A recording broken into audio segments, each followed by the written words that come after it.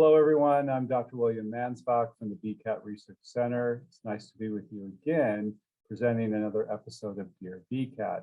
This is a series where you ask us questions and we try to address them as quickly and as succinctly as possible. So let's see. Today's question comes from a family member in Richmond, Virginia. So I will read this.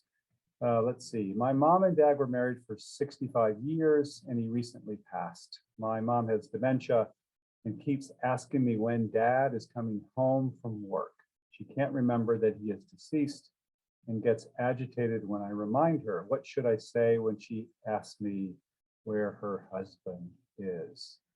Well, this is a very good question. Actually, it's a pretty common experience where we're working with or we have a loved one, person with dementia whose memory obviously is very poor, and the person's going to confabulate. So they're going to fill in content information because they can't remember what's really going on here. The rule of thumb generally is to either dissemble, distract, change the channel so that you actually don't answer the specific question. Why is that? Because when you do, just as this person is commenting, an individual gets agitated. Let me give you another example. Perhaps you are visiting someone with dementia and she says, oh, that aide stole my purse again. Now you could say, well, mom, we went over this before, the aide didn't steal your purse and so forth, and you know where that's going to get you. You're going to actually create a more exacerbated condition than if you change the channel, so to speak, which is, oh, I noticed that you're wearing that sweater that I gave you last Christmas, and kind of go in that direction.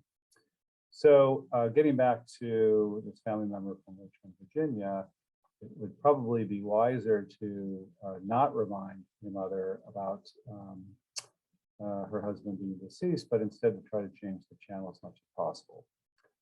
You could do that through any means, through Mempics, through a conversation about something that happened a long time ago. You choose it. It's mostly trial and error. There's one other issue that you might want to consider, and that is weighing relative distress. So it goes something like this. What causes more distress for my mom?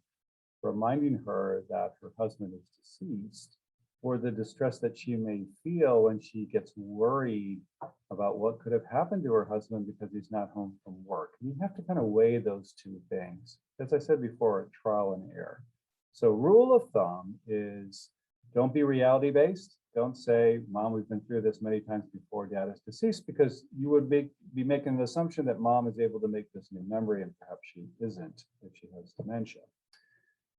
But then again, that has to be weighed with relative distress by telling her or not telling her about a specific situation.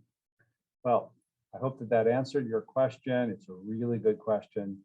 So as in the case with anybody else, if you have other questions that you'd like the faculty to address, please send them to info@thebcat.com.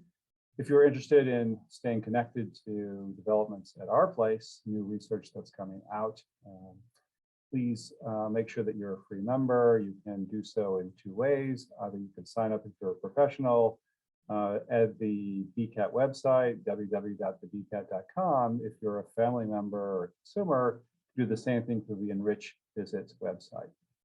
And then finally, in closing, let me remind you that this new program called 15 for Me, which is a wellness program. We devote 15 minutes a day to centered breathing, to cardio exercises, to specific work and memory exercises that we provide, should be available, we hope, in November. So we'll let you know. If you're a member, you'll find out about the app. Okay. Very nice being with you. Looking forward to the next time. Thank you.